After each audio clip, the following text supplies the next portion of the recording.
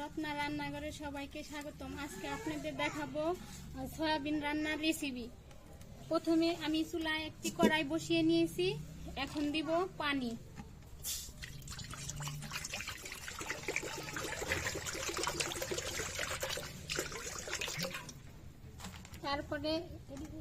তারপরে দিয়ে দিব সয়াবিন, এটা সেদ্ধ করে নিব।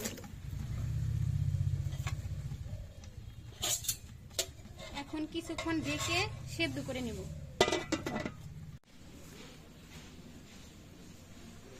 এখন ভালো মতো সেদ্ধ হয়ে গেছে, এখন নামিয়ে নিব। এখন কড়াইতে দিয়ে দিব তেল, তারপরে কেটে রাখা আলু, দিয়ে দিব একটু হলুদের গুঁড়া, লবণ, ভালো করে একটু লাল লাল করে ভেজে নিব। এখন আলু ভাজা হয়ে গেছে, নামিয়ে নিব। এখন দিয়ে দিব সেদ্ধ করে রাখা সয়াবিন,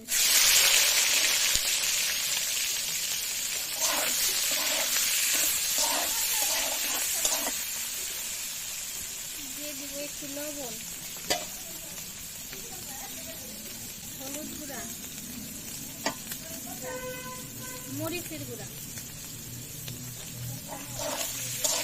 ভালো করে ভেজে নেব।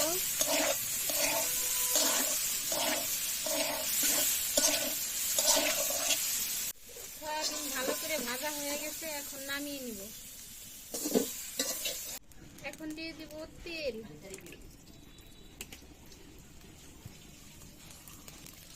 পেঁয়াজ কুচি,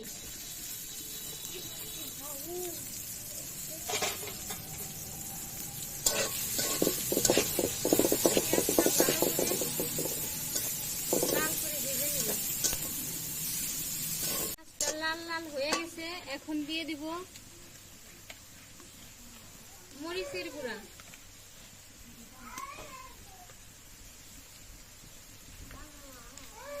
মরিচের গুঁড়া দিয়ে একটু ভালো করে নেড়ে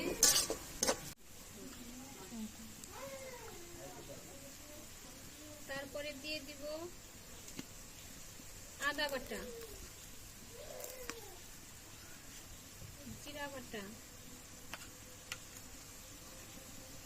রসুন বাটা, এটাকে ভালো করে কষিয়ে নিব।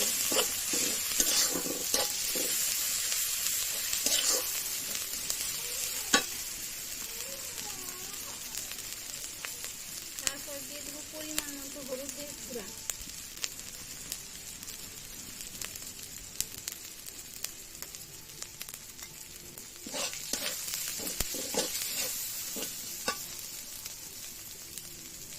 দিয়ে দিব স্বাদ মতো লবণ,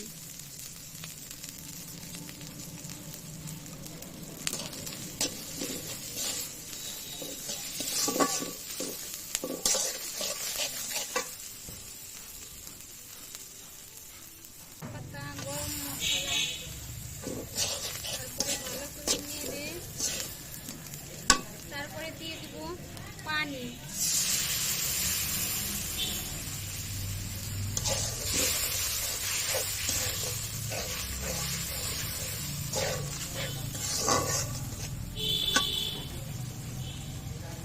মশলা কষানো হয়ে গেছে ভালো করে, এখন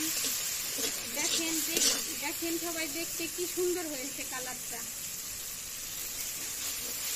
এখন দিয়ে দিব ভেজে রাখা সয়াবিন,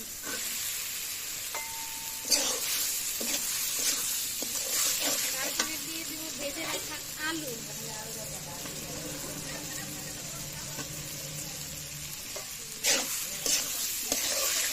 ভালো করে নেড়ে ভালো করে কষিয়ে নেব।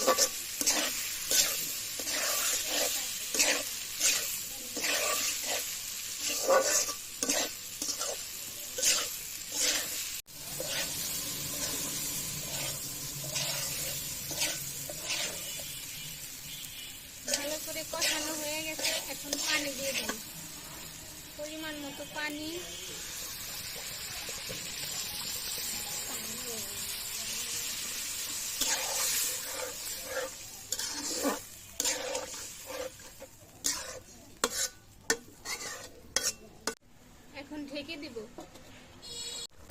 সয়াবিন রান্নাটা হয়ে গেছে, এখন ঢেলে নিব। বন্ধুরা, ভিডিওটা এই পর্যন্তই শেষ।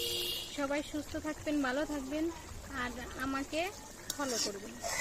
আল্লাহ হাফেজ। গরম গরম ভাতের সাথে সয়াবিন রান্না।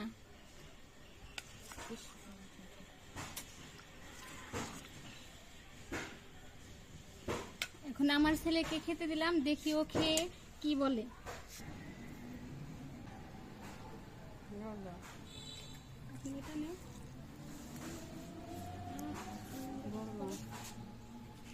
কি মজা হয়েছে।